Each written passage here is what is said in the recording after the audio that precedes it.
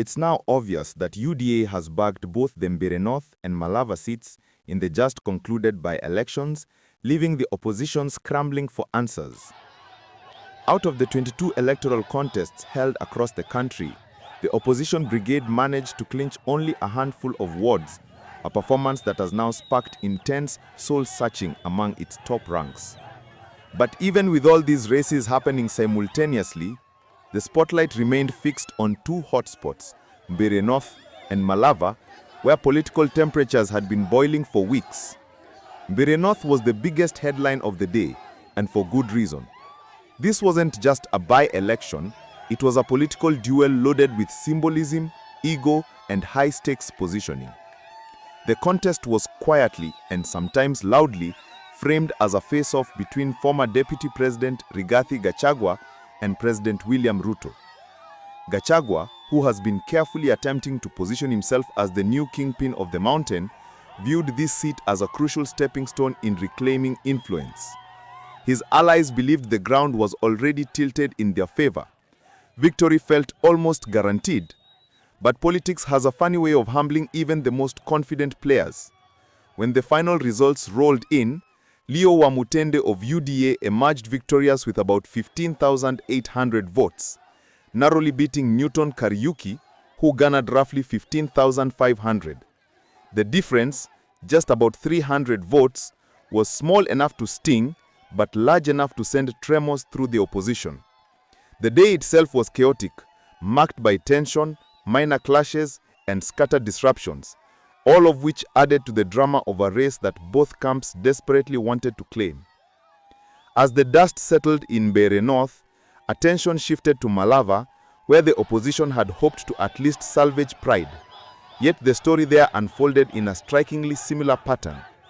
UDA had assigned the task to one of its most relentless political operators, Farouk Kibet, President Ruto's PA, well known for his ground mobilization prowess. Farouk camped in Malava for weeks, moving silently but methodically, meeting elders, speaking with youth, listening to women's groups, and tightening the party's grip at the grassroots. By the time voting day arrived, UDA's machinery was fully activated. The opposition, on the other hand, found itself leaning heavily on online persuasion, spaces, hashtags, passionate threads, and political commentary that was loud but not necessarily translating into real votes. They also seemed to underestimate the importance of financial resources and boots on the ground. In an election, visibility matters, presence matters, logistics matter, and UDA had all three in abundance.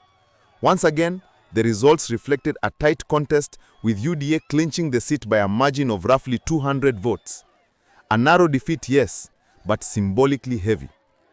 Looking back, the opposition's missteps feel painfully clear.